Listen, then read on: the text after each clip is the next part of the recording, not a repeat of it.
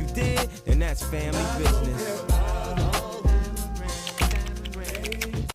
Welcome back, fam. This is 3 for 3, a daddy-daughter podcast where we talk about all things faith, family, and sports. Today, we have a special guest, and it's our only brother out of all sisters. So we're super excited to have him on the podcast today.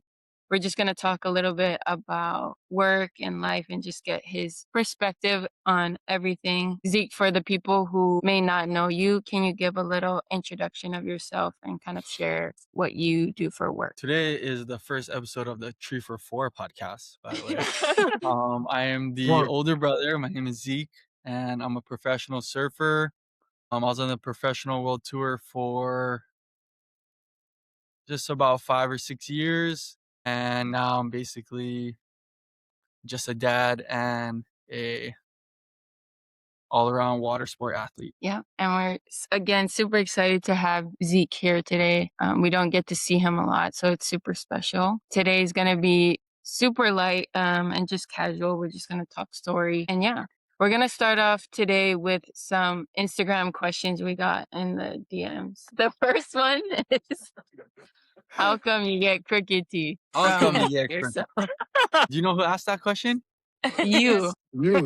I have crooked teeth because I was the oldest child of the family, so I never had a babysitter. So I got kicked out of the house, and next thing I know, I'm taking my bike up the biggest hill I can find.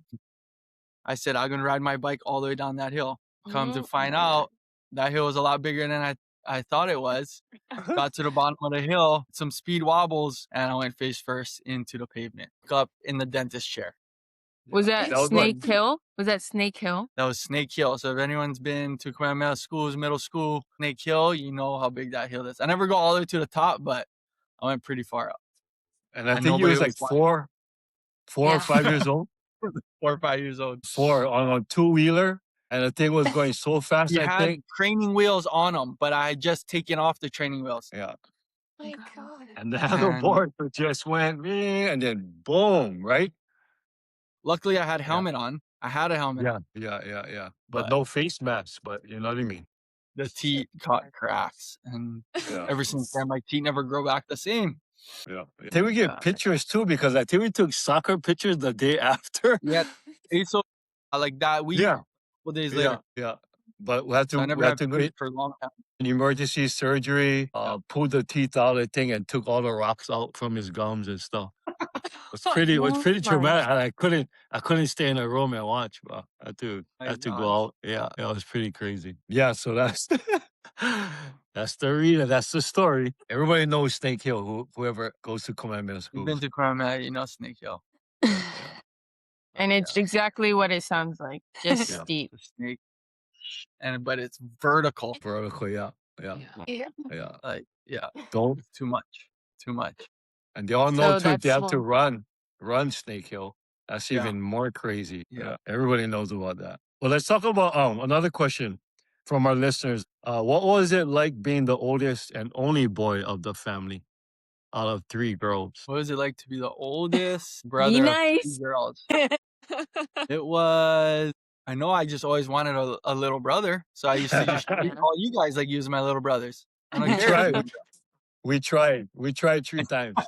But there's a lot of female energy in the house. You get 1 bathroom, 1 kitchen, 1 bedroom with all 3 girls. And you throw another layer on top of that. We're inside a girl's dormitory. So Oh my God. growing up in a lot of female energy. Okay. Yeah. So that might have caused a little bit of, I think, compensation with me having to prove myself outside the house.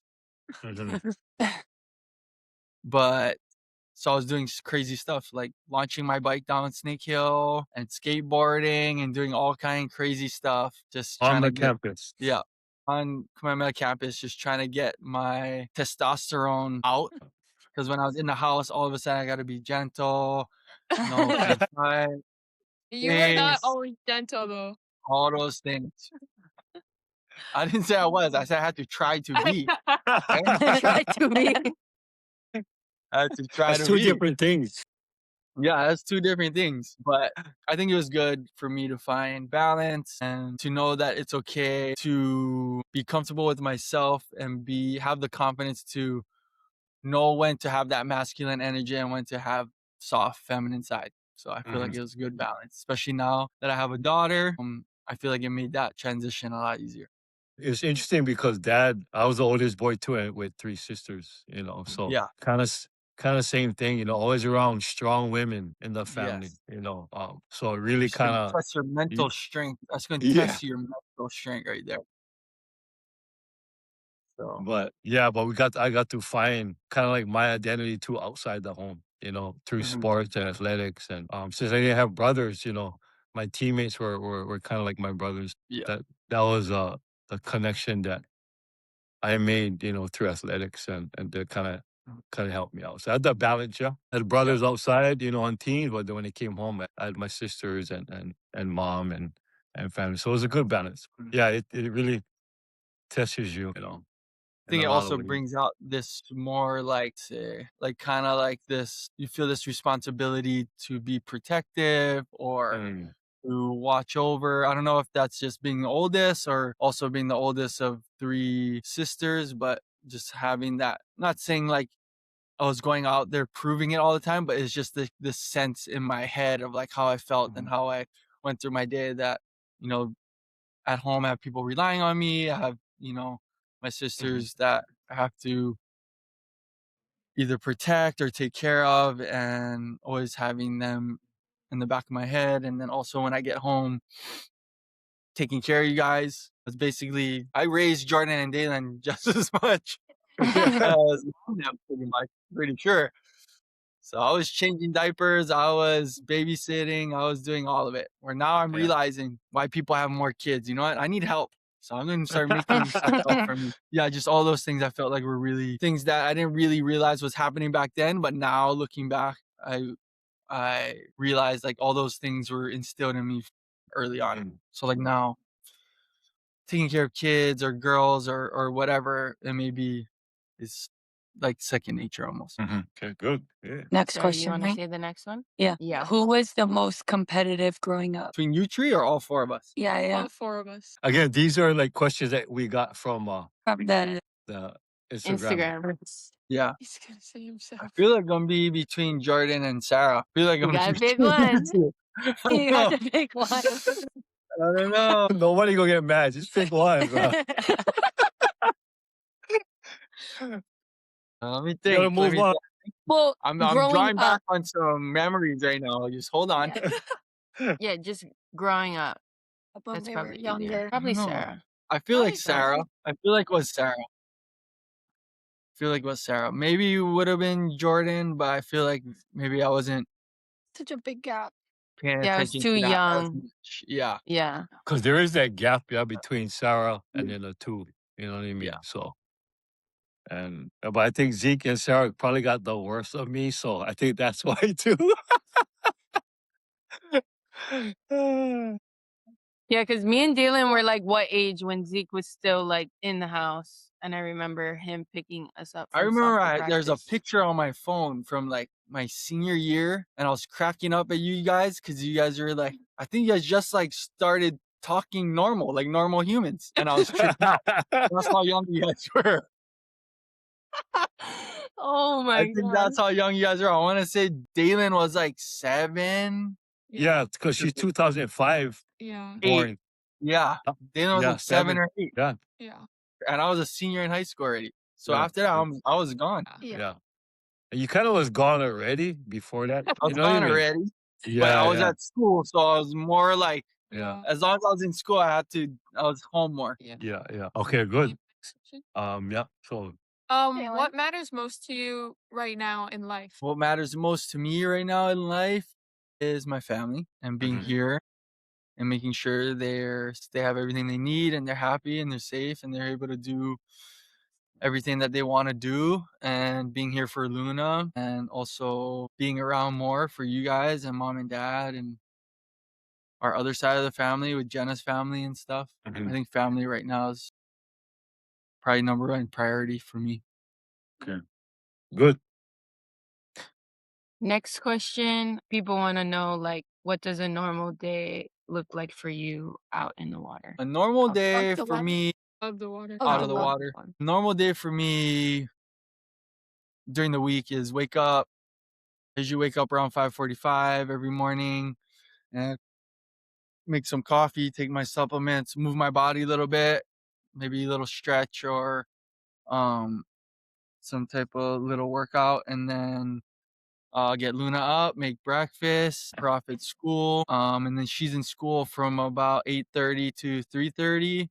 So I have that window in the day to get whatever other stuff I need to get done, whether I have meetings or phone calls with the brands that I work with, or I have to create some type of content, or I'm training for surfing or foiling or stuff like that, or training for just my health.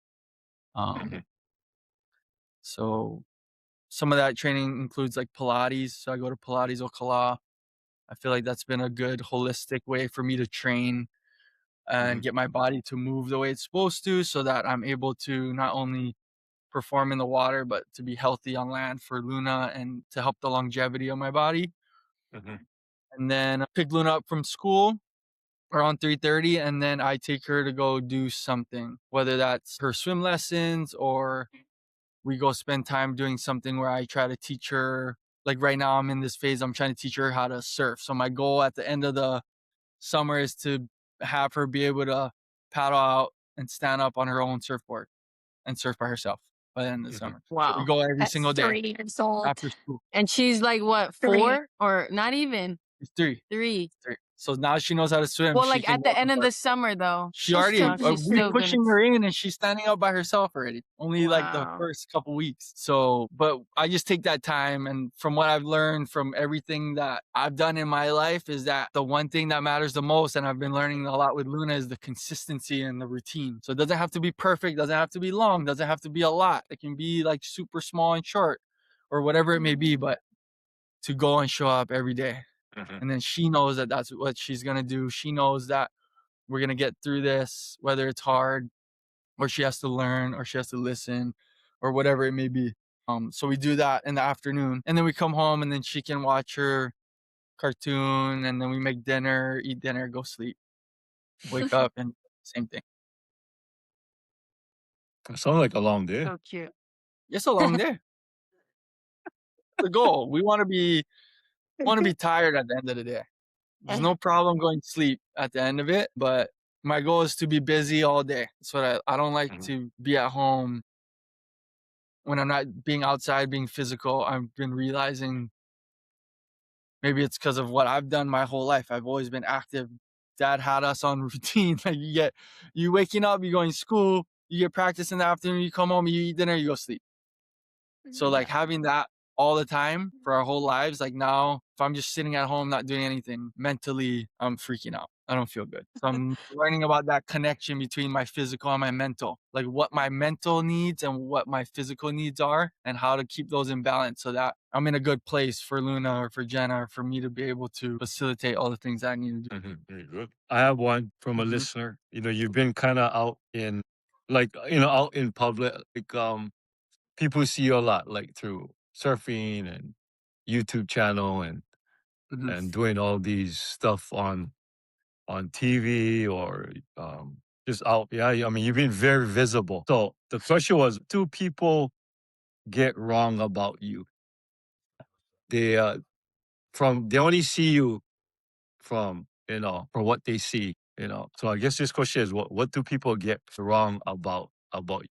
I think maybe one thing that people are super surprised about when they meet me is that I'm like playful. I'm not as serious. But like everything I put out is like me in one setting, or me, when I was on tour and I was training, like for me to be able to go out and do the things that I needed to do to perform at my best, or what I felt like I needed at that point, was like being super focused and kind of having this one track mind and just being super serious about what I'm doing. When really, like on a normal day, I'm super playful. I'm always playing around, joking around. If anyone knows all my real friends that I grew up with, everyone's some jokesters and playing around most of the time. So I feel like people are more surprised when they're around me in like a normal setting, and I'm not in this competition setting, or I'm not doing something where maybe I'm a little bit more on edge. On a normal day, I'm pretty playful and relaxed, and I just like to have a good time. I feel like that goes for all of us. Yeah. Everyone's like so surprised how we are outside of like a competition or whatever. But yeah, I feel like that's just how our family was. We just took Yeah. those things super serious, but then that's also the majority of the stuff that we did. So like when people saw us, that's when they saw us. yeah. Like Yeah, not much at the time. We wasn't like the family that we was all out. I remember I used to trip out at my friends saying, "Oh, like we're gonna go cruise at the mall." Cruise at the mall? Like, is that? We're cruising at the mall. Oh, why? Why are you doing that? But like that's what people do a lot of times. You know, that's just not what we did. So when people seen us, we were probably in this setting where we're focused on what we were doing. Yeah. Leading into the next question, what was dad like as a dad and coach growing up? This one's a good one. What was dad like as a dad and a coach growing up? I want to hear what you His guys dad remember. is down. Let's hear what you His guys dad is remember down. first. I mean, that's all we talk about on this podcast is Yeah. how dad was coaching us. Like I He's don't down. know if we had to choose like one word. I mean, with me and Dalen, like you said, maybe he was a little less intense, but still kind of like intense, you know? Like In a I different think way. intense is that word. Intense is that word. is You know? that word for Right. dad, yeah. He was intense, but super driven to get us to perform at our peak. I think that was his goal. And if he knew that we weren't performing at our peak ability, he was not going to be very happy.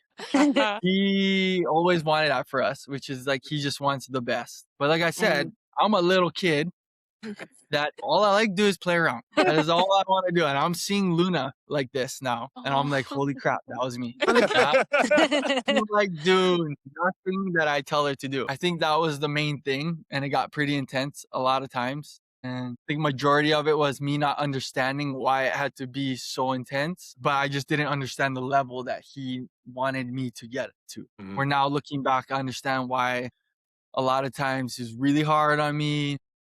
And there's a lot of times where I wasn't enjoying what I was doing. I definitely learned from an early age that I didn't have to enjoy what I was doing to get the job done. And a lot of times you're competing at the highest level, no matter what's going on. And this is your job, no matter how you feel. And no matter if it feels good, bad, if you feel off that day, you still got to get the job done. So I understood how to do that from an early age, which I feel like definitely separated me from a lot of the kids that I was competing against. And I felt like that's why I had a lot of success early on. But yeah, definitely was not easy. But he definitely drove me to do things that he drove me to do things that I didn't want to do. One, definitely didn't want to, but then realized that there was more potential behind the barrier of me not wanting to do that thing. So then through those experiences, learning like, okay, dad is just pushing me because he knows that I can do more. And I'm just, fear is getting in the way, or I have some mental block. And then also pushing me to do things like put in the extra work, like always coming home after work and making sure if I never surf or do anything that day, like I had to do some workout, whether I ran or we did some weight training in the laundry room or something. And I remember even him saying, I'm not going to be home, so make sure you do them. And I wasn't doing them. Putting my clothes in some wet water and saying, I'll run today. My clothes is in the thing. You can check them on run. I took a break that day. If you're not going to be here, but if you do them, then hey, I guess you got the day off. Yeah. But And I would that's how check it the was. clothes too. I know I you forget check the that. clothes. And I would even go sprinkle some water on the treadmill downstairs, make them look real. I went The through laundry deep measures. room. At that point, I might as well have just ran. I went through so much work trying to I hide. know. Might as well just run. Because sometimes he would catch me anyway, and it would be 9 o'clock at night, and we'd be down there in the laundry room, and we'd be running on the treadmill. But no, I think that it eventually grew into something that I valued. I remember even talking to Darren Yap Darren Yap did a interview about me, the trainer from Tactical Strength. Yeah. And he said that he can tell that I'm the type of person that prides himself in putting in more work than everybody else. And I feel like that's what Dad was getting me to do and getting me to learn in the hardest phase of my life, which was in high school, when all your friends is just playing and having a good time and, cruising. I go and cruise at the mall today, or I go and just relax. Why are you doing this? Why are you doing that? I was putting in extra work, whether that was running at 9 o'clock at night on the treadmill, waking up at 5:30 in the morning to train with grown men before school. And then I'll go to school all day. Yeah, that was it. Chemo. It was worth them. Nick Mita. Who Yeah, Nick else? Mita, Jason Shibata, Kikoba also had all those guys were professional surfers. At that time, they were doing what I wanted to be doing. Yeah. So I would do that. And there was 5 a.m., morning, yeah. 5 a.m., my alarm's going off. And I turned that thing off. I'm not going today. Turn them off. Going back. I got to be up there by 6 and it's 5:45. Dad wiggling my feet. Hey, you got to go. You got to go. Hurry up. You're going to be late. I'm like, oh my gosh. Now you're waking me up later. So now I got to rush. I know can drink, help me get up. So now I had to get up and get up there. But I forgot yeah, about that. huh? I forgot about those days. That was crazy. Those mornings. Yeah. But now I miss those days. I wish I had something there that I had to show up to at 5:30 to help me stay sharp. Because now when it's all alone and I'm by myself, it's hard. Yeah. It's way harder. It's easier when you get an accountability group that's there, you know what I mean? Something, yeah. And you guys But doing when them you're together. all alone, Yeah, you can it's hard. find every single excuse. You can run through the ringer of excuses in your head for forever of why you should not do it. And But I think for Zeke, when he was growing up, it was more like trying to expose him to a lot of different things, a lot of different experiences. Even I knew it was going to be uncomfortable, but just trying to get him to kind of get past that point of that feeling. Because I knew if whatever you guys do in life, you're gonna be faced with uncomfortable situations. And how you gonna be able to face it if you didn't experience it? You know what I mean? So that was kind of like my thing. And then if surfing was gonna be his thing, when you're in a lineup and you surf, you can't. If you're nice, you don't get waves, so you're gonna have to compete. And sometimes you're gonna have to be aggressive, you know what I mean? And knowing that it's okay, and surfing is weird. It's fun and a lifestyle, but when you're in a lineup, it's pretty damn competitive. No matter if you're just surfing for fun or not. If you like waves, and if you like good waves, you gotta compete at a certain point. But just kind of exposing him to a lot of different things that I thought would help him later on in life, just like life skills and stuff. yeah, I remember That was intense right there. funny. Your speech. That was already just so intense. Yeah. I was like, No, I remember. It's funny now because now I literally surf big waves and I literally am in the eddy and I do these things. But when I started surfing, I had no interest in ever doing this at this level at all. And I remember showing up to a specific contest, which is even more funny, but it all comes full circle because I show up to my first contest ever at Sunset Beach. And my first instinct is pack it up. Let's go home. I'm out of here. I'm not paddling out there. I am not paddling. It is huge. It was the biggest waves I ever seen in my life up until that point. And I'm like, I'm not going out. And then sure enough, we're waiting all day. They're just waiting to decide whether they should run us or not. So then we end up surfing. We show up at 10 o'clock and we end up surfing at seriously, I think it was 4 o'clock in the afternoon. So not only am I just sitting there watching, hoping I'm not going out, but the tension is just building. And then everybody else is going out. Chris Amore is paddling out. Dad's like, there's girls paddling out. You're definitely going out. Then there's all the other kids in my division. John Florence was in that heat and had a couple other North Shore kids that surf these waves all the time. The lady was like, oh, you guys don't have to go out the back. You can surf the inside right on the shore. It's called Val's Reef. They can surf there. And I was like, okay, boom, I got you. I'm gonna surf the inside.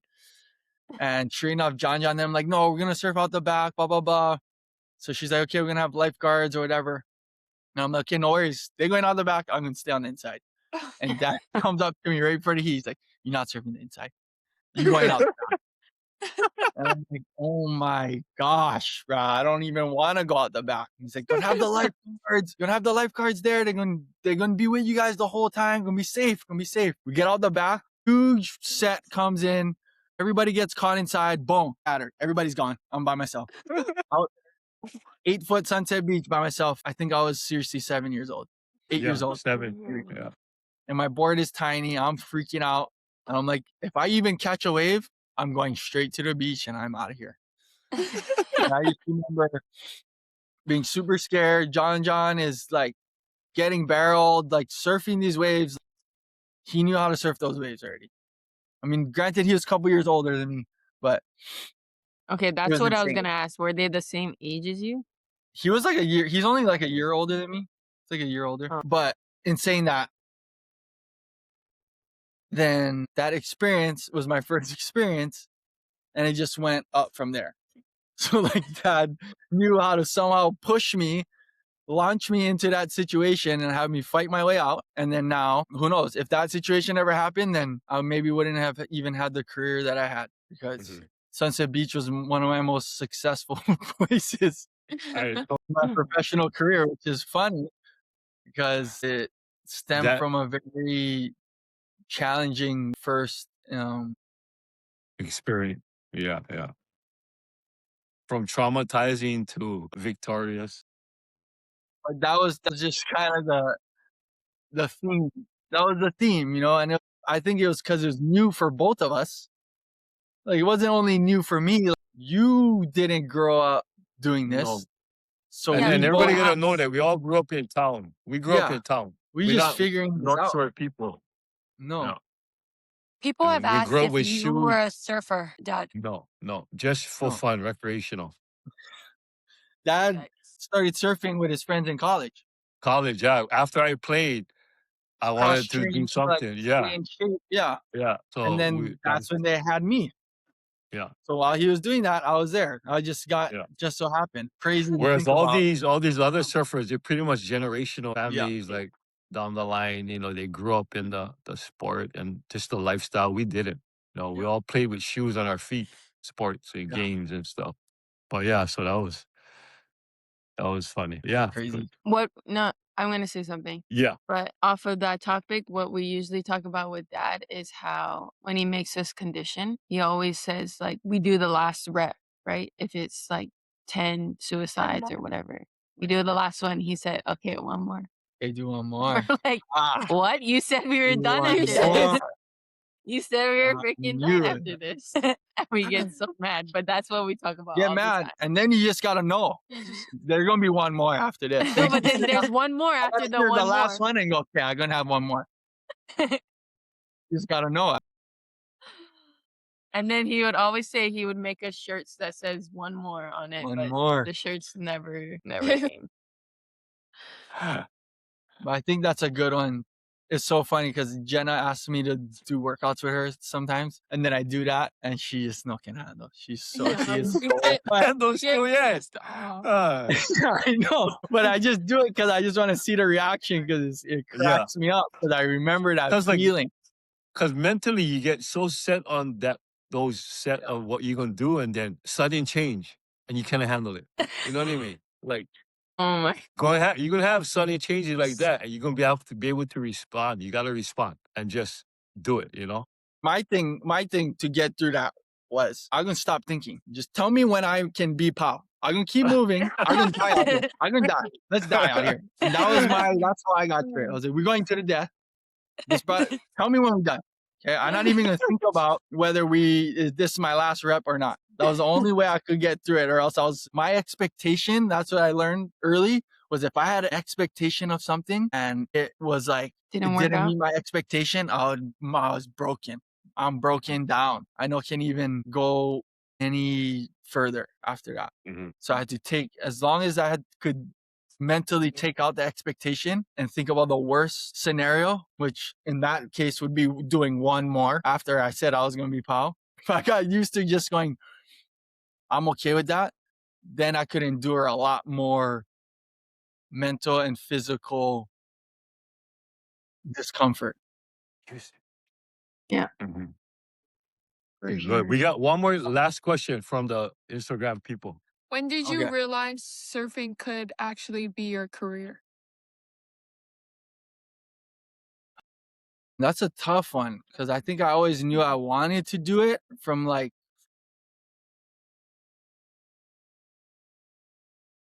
7 years old. I realized like there's pro surfers out there and these guys make money and do this.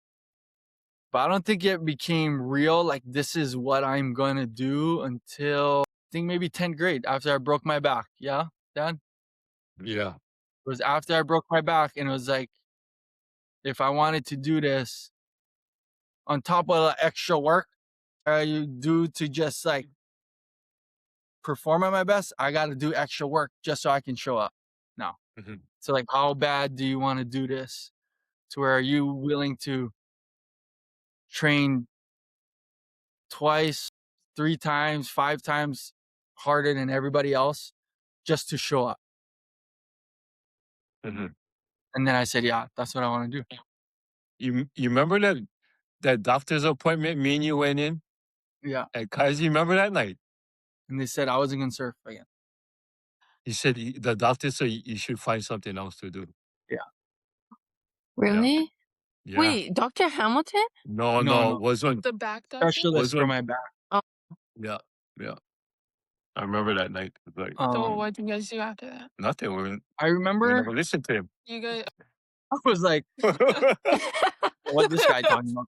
But there's Yeah, got to be yeah. another opinion out there. We're Yeah. not listening to this guy. Yeah. We went Like, I find gotta ways hear to. like 10 people tell me like you Yeah. cannot. And Yeah. Is also that when you I gotta guys be went? able to be in pain to not walk, or else I going surfing. Yeah. Whether it's competitive or not, whatever, I going go back surfing. It wasn't an option to not surf. Like I gotta be in significant amount of pain for me to go, I'm not gonna be able to surf. Which back then I was going through pain and I was still surfing. But they were saying like I'm not gonna be able to do this for very long. Yeah. And we found all different ways to treat Yeah, the that then symptom. helped Yeah. me find people that I was gonna figure out every little way that I could just make it a little bit better. Wasn't even, nothing was guaranteed. I could be doing all this work, everything I was doing, I could be doing for absolutely nothing. And all that was also avoiding surgery. Yeah. That was the last thing. Surgery was like the last thing was like, we're not gonna do surgery unless we absolutely have to. There's a lot of rehab and a lot of other training, but physical- that's why like other surfers weren't really training back then. Guys, surfers never train like how they do now. Guys do strength and conditioning, plyometric workouts, Pilates, all this stuff now. Back then, guys went for a jog and said, I went train today. Yeah. That's what the level of training was back then in surfing. So I was doing all this stuff just so I was like, just so I can show up, so I can surf. And then it turned into like, I can be better actually if I keep training this hard and being specific with what I'm doing and how I'm thinking about everything. So I think it was a blessing in disguise. Yeah, because it turned into more of a lifestyle now to help you Where I perform knew at I the had highest to level. do this all the time. It wasn't going to stop. Remember that Hawaiian dude that came down to massage you and chant over you in the laundry room? Was Holy, that I the remember time that. I know of that's your not his back? story.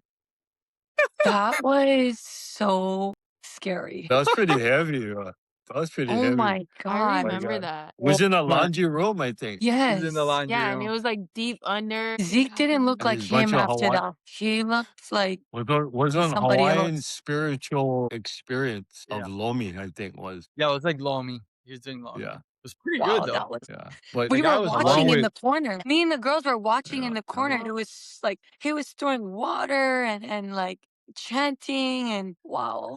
I'd never forget that night. It was late at night. Who got him? You? my friend, that was one of my friends, a guy. Random friends. He might have been homeless too, that guy. Wow. Yeah, I actually, tell the you only what, thing he I remember smelled was he homeless. stunk. He was He like smelled stinky. homeless. Yeah. Yeah.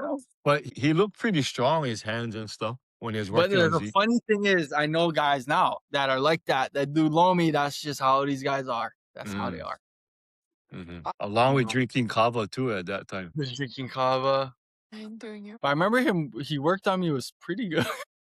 Yeah. He looked scary and the whole thing was intense, but kind of felt like he knew what he was doing. Because back then I used to get worked on a lot. Like I was Mhm. having to get worked on my back a lot, and I could instantly knew based on how they would work on my body if they knew like what things were and the function of like different muscle groups and where they were, and if they felt restriction or tightness in one area, like what other areas could be in play and like how they would move around, and kind of felt like he knew what he was doing. Yeah. But No, for sure. dad had me doing a lot of that kind of stuff, which Yeah. that was the test, the Guinea pig.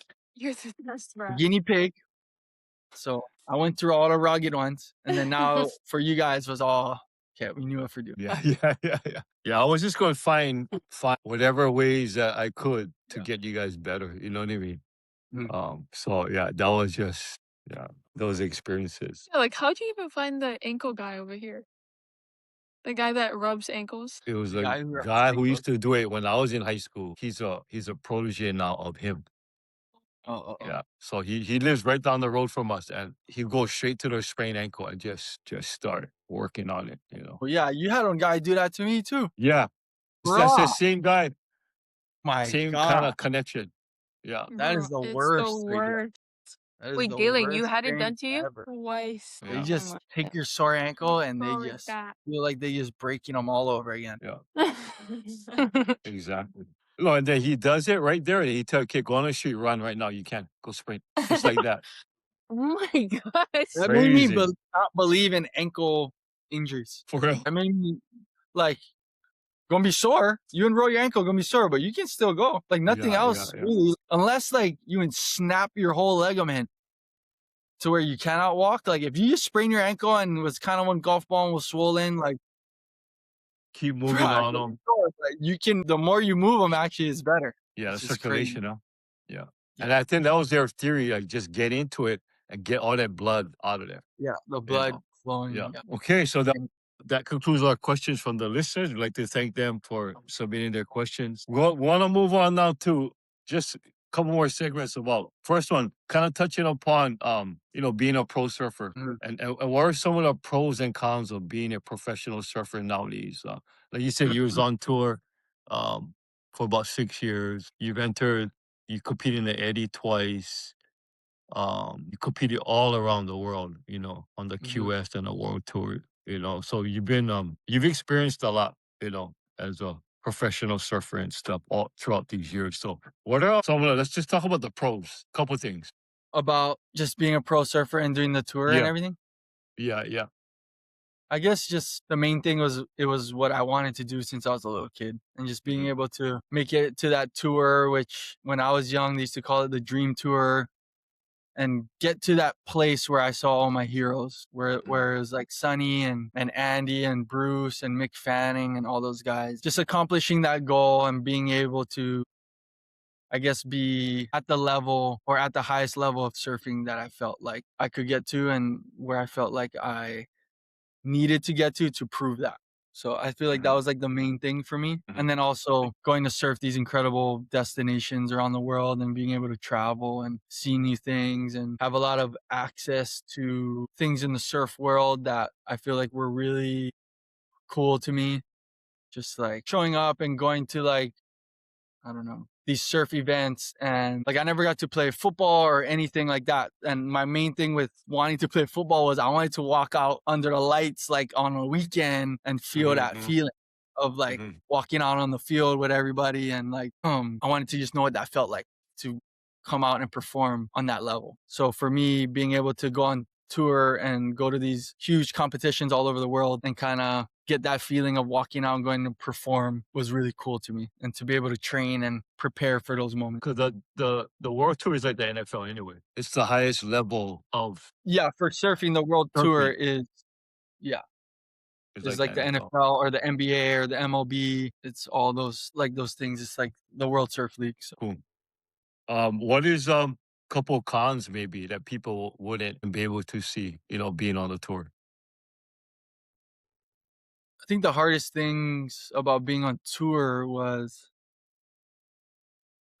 as awesome as traveling is, to be doing it in that sense for a long time. It's really hard because when people think about traveling, they think about like, oh, I'm just gonna go sightseeing and go eat good food and relax and go do fun stuff that I want to do that are on my bucket list, when really I'm going to these places to perform and do a job, and I've been training for X amount of months and I want to go there and do my best, and there's a lot of pressure in that, and with all that pressure you're jumping into a whole new environment that you've never been before, and you're going to have to figure it out. Different foods, different cultures, different, there's a lot of different things that you have to get used to that no one tells you.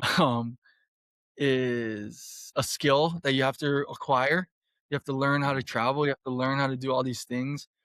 And at first, it was pretty shocking to me, to where I was traveling here and there, but it was like one trip here and then come home for a couple months and then another trip later on in the year, when you're really doing like month after month after month from different location, different time zone to the next one, and trying to keep your body in a place where you can perform, and you're eating different foods and you're on the road, you're sleeping late, you're not getting good rest, you're sleeping on airplanes, and you're traveling and you're away from your family, you're all alone. You can feel super lonely at times and pretty difficult. But then at the same time, it's like, oh, you're doing what you wanted to do. You're doing what you love. You should be happy. Like, this is what you've always wanted. But I think a lot of those things get overlooked, and to me they're a lot harder to deal with because I wasn't bred or taught how to travel at a young age. Like, I was figuring it out, and I'm piggybacking off guys. I'm trying to learn as I go, but the longer I take to learn how to do it, the more taxing it is on me and the more frustrating it is for me to compete and go out and do these things. So I think the traveling aspect was definitely harder than I expected, and then also being alone on the road for that amount of time, and not being like, coming from a place like Hawaii, everything's so small, everyone knows each other, it's so easy. Like, if I have a problem, I can call somebody to come help me, or I know where to go eat, I know where the good places to eat food, and like all these things are super comfortable. When you're going to different countries and third world countries, and having to compete and trying to be comfortable, it gets super hard. So that took a long time for me to learn how to do that. And I don't think I had the mindset to enjoy it as much back then, because I was so driven on trying to get the result I needed, which I think made it a little bit harder. But I feel like that's a different topic. But yeah, I just feel like one of the cons for me was the traveling aspect was a lot harder than I expected it to be. I mean, I can see how that can be pretty grueling. You know what I mean? Different time zones, different foods, different cultures, and at the same time, I gotta compete at the highest level as possible. And like you say, you're doing it on your own. Mom and dad, we couldn't really travel. We still had jobs. We still had to raise the girls. You know what I mean? So you have to kind of do it on your own. You know what I mean? You were supported with some great companies that kind of helped you along the way, but still, yeah, competing, the competition part, you would have to try and figure all that stuff, on your own. And so, yeah, no, it's good insight for the fans to hear, because all they see is you're traveling all around the world. Say, wow, so lucky. But you're traveling for a different purpose. You're traveling for, I mean, it's your job to perform and compete. Sometimes it is hard. Now we travel with the family. I'm like, oh, this is great. This is easy. Yeah. I don't need to do it out again. This is no worries. But yeah, it was a lot different traveling to perform, and you're kind of on a regimen and a schedule. It gets pretty stressful at times. But I feel like it was good. It's good learning. Learned quickly. Got to see a lot I of mean, different. yeah, probably great experiences. You met a lot of great people along the way, at Yeah. the same time. Also a lot of some positives in that, you know. Um, moving on to now, I mean, your family, you're married, you have a daughter. How has becoming a husband and father kind of changed you, if anything? I think becoming a husband and a father changed everything. It's a pretty drastic change for me. I guess growing up in my 20s and stuff, it was just a one-track mind to get on tour and do my best, and my goal was to hopefully be in contention for a world title at some point. But then I feel like life started happening around me, I guess, and a lot of those things that came up felt like I was always choosing my personal life over, or having to choose whether, having to choose between my personal life and my professional career.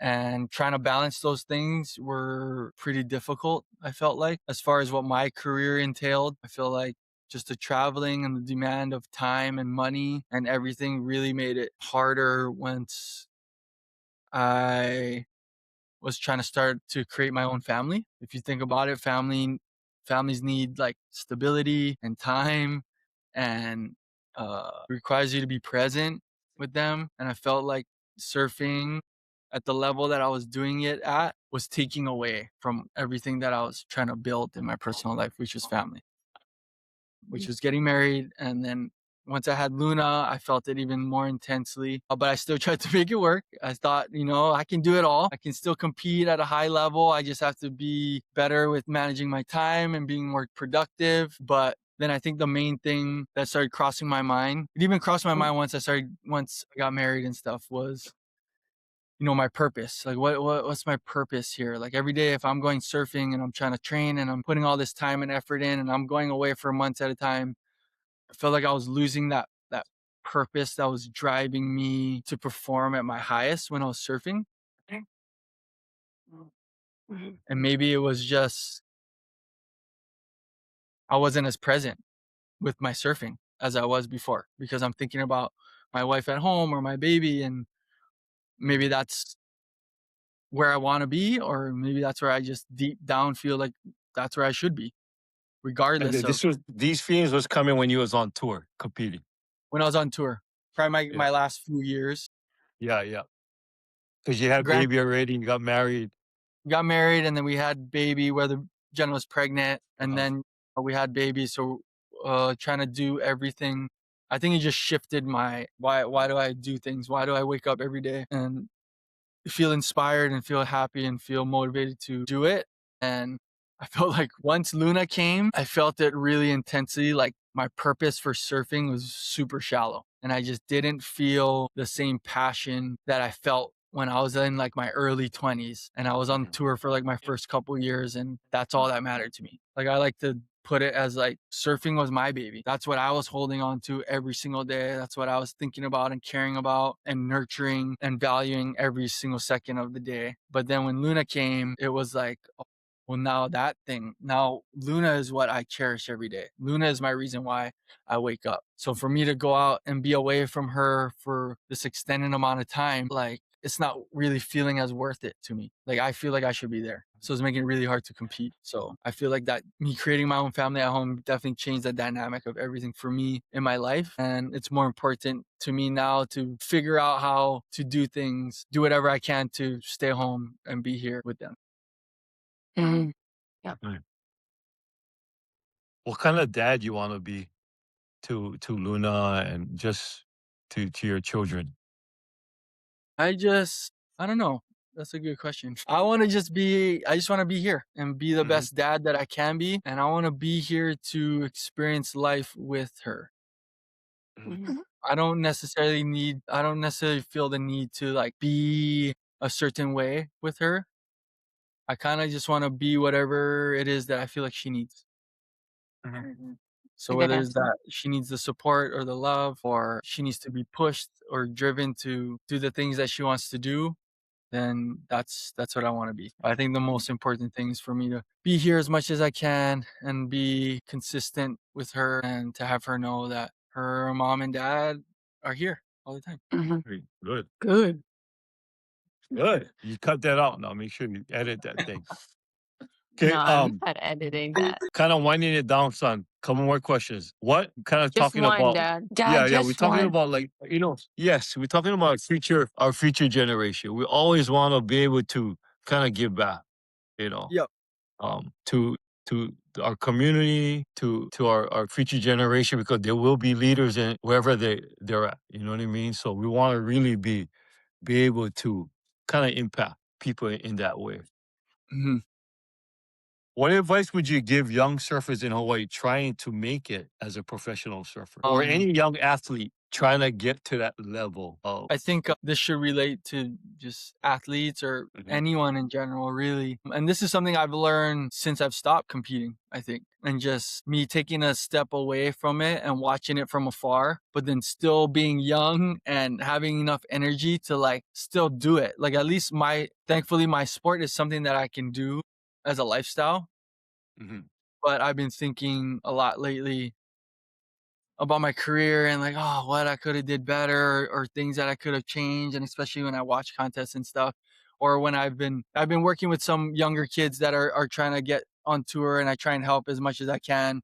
And me going through that process was pretty, I think, therapeutic for me to be able to like have it come full circle and see if I have anything to pass down to them, or at least I can use my experiences that I've had to help them in some way. But I think the biggest thing for me would be to focus on, like, there's this saying you don't chase it, you attract it. So you don't chase anything, you just attract it to you. But how do you attract those things to you is you focus on your process of what you do. If you want to get from point A to point B, if you're only focused on where point B is and how to get there as quickly as possible, and you don't care what happens in between, then you're missing the whole point of getting from point A to point B. That journey in between is the whole reason why you're doing it. Because if you focus on, and this brings me back to my point about your reason why, like, why are you doing this thing? Why are you trying to get to the highest level of surfing? Why are you trying to get to the highest level of your craft, whether it's soccer, baseball, basketball, whatever? It's because you're going on this journey to better yourself, and you're using this one thing to better yourself in, to actually learn about yourself. And if you skip over that, when you get to the end point, and you still might win or you still might whatever, get to your goal. But if you skip over and you ignore the whole journey, then you're going to get to the end point and be like, what was the point of that? Now what? I feel empty inside. How come? Because you skipped the most important part, which is learning about yourself along the way. And I feel like if you woke up every day and you didn't worry about the results so much, and you worry about every day you wake up, how can I get a little bit better? And like I said, it's like what I do with Luna. It's not about doing the most in this one day. Sometimes it's just one little thing, or sometimes it's a lot. It just depends. But for me, it's the consistency of waking up every day and saying, what is going to make myself better? Not like, oh, what is everybody else doing that is making themselves better? I'm going to do that because that's where I want to be. Because I feel like that also is missing the point. If you look and you're on this journey to better yourself and you're comfortable with yourself, and the whole point of you embarking on this journey is to get to the point where you're able to perform or bring the best out of yourself in this one moment, you have to know who that person is. And if you skip over that journey and you don't know who this person is, when that moment comes, you're going to be lost. You're not going to know what is happening in that moment, what to do, or how to perform or anything, because you didn't do the work personally to better yourself. In less words, you didn't do the work to get to that level. You cheated it in your mind. Because if you go every day and you're mindless and you're just doing lazy work and, I gotta just do this and get it over with, then you might as well not even do it. Because if I've learned anything about training recently, it's more about your mental than your physical. And if you're training, those things have to be connected. Because if they're not connected, then your training is going to be off. And that's where injuries come. That's where, people's mental health issues come in. Like, a lot of athletes now, you hear a lot about it, like, I cannot compete because of my mental health. It's because that takes work just as much as the physical. You got to know that when I'm training physically, I need to be training at the same time mentally. Everything is connected. So now, if I'm preaching to kids or younger athletes, or even just anything, even in academics, like those hard moments, the reason why those hard moments are key is because it's testing your mental. You're going outside of something that's comfortable for your body to handle. So you mentally have to dig deep and think about what it's going to take to do it. So I think that's the biggest thing that if I could pass down, I would do, is not worry so much about the end result. Focus on that process every single day. Focus on the little things that are going to help you feel better. It's a personal journey. It's not something anyone else can do for you. It's not something that someone has the blueprint for that they can lay out for you. It's about you. You have to be willing to go on this journey and do whatever it takes, mentally, physically, and emotionally. That's a good point. Always remembering the journey, connecting your physical to your mental mindset, throughout the process. And you're right, because if you forget all that stuff that happens in between and you win something, you wake up the next day, So it's another day. The sun comes up. You win or lose, the sun will come up the next day, and you got to do them over again. You got to do it again and again and again, no matter what. So understanding and enjoying the moment that took you to that spot. When you wake up the next day, you have a more of a balanced outlook because you know that when you wake up the next day, I'm still a dad, I'm still a husband, I still got to provide. I just won this thing last night, but the next time doesn't stand still for you. You still gotta wake up and do it again and again and again. And when But you that's do why I that, talk about yeah. you know, That's why I talk about that reason why. The reason why. Like the why are reason you why, doing yeah. because Because you're if gonna you don't wake have up the reason why, you can win or wake up, lose. yeah, you can wake up with that win and you say, shoot, I gotta do them again because I want that feeling again. And you're gonna keep chasing that thing and you're gonna keep winning, but still waking up the next day and feeling empty, you know? So Yeah. that's a good point. Is along the journey too, it's people that help you get there, that you met, that you built relationships with, that will last forever. And that's part of that journey. So yeah, no, that's all really, really good points. Anything, girls, you guys want to add? I like the last question. We should ask him. Me, Jordan. What do you want the world to know about Ezekiel Lau? Not the surfer, but the person you are today. What do I want the world to know? I know I didn't give you this question in the That's okay. prep. I would want the world to know that I'm proud of who I am and where I come from, and that I value my family, that I wake up every day and I try to be the best version of myself. That's a good Awesome. answer. Yeah. The girls don't like this segment, but I like to end our segment with these rapid fire questions. So I'm just gonna throw it my in God. real quick. Zeke, listen to One the more. question and just You answer. have to One explain, more. yeah. It's a rapid fire segment where you answer, you give me a quick answer that I'm pops ready. up into your head. We got 5 Ready. questions. Okay. Okay. Here we go. Question 1. If you could only surf one wave the rest of your life, which wave would that be? Jeffreys Bay, South Africa. Okay. Town or country? Wait, what? Town or country? Mhm. Do you consider yourself an athletic surfer or an athlete who surfs? Such a you I question. would It's a good say one. an athletic surfer. Okay. I'll take that. I'll take that. He wanted you to say I was one athlete who surfer surf. that was forced to be an athlete. How about that? I thought you was the other way around. You're an athlete that actually surfed at a high level. You know what I mean? But I Yes. mean, it But I kind of think means the deep same. down But of who I am and what I do, if you think about it now, I Yeah. haven't touched the ball in years. I have not touched the ball in years. I don't train in a no, gym anymore. But I'm yeah. just saying, like, naturally, like, I was drawn to surfing way different than I was to any other sport. So I think deep Mhm. down, I was a surfer that was also an athlete, you know? Like yeah. So more of an athletic surfer. Yeah, I guess. Okay. Your proudest achievement so far don't have to be surfing. Just in life, your proudest achievement so far. Proudest achievement. My proudest achievement, I haven't felt this proud in a long time, was when the other day we took Luna surfing and she stood up on the board by herself for the first time. There you go. That was my proudest. Many I was more of those to come. Yeah. Yeah. Okay, last one. You can take your time on this. One word that describes your journey. My journey. One word. I would say just adversity. I just felt like dealing with adversity was the main thing that I took out of the whole journey. How I deal with it. Last question. Okay, good. That was it. No, you forgot That the it? last No, that's it. question. What Read was it. the last question? I don't. Oh, he prints it out. He prints it out? He printed Yeah, he out? printed it out.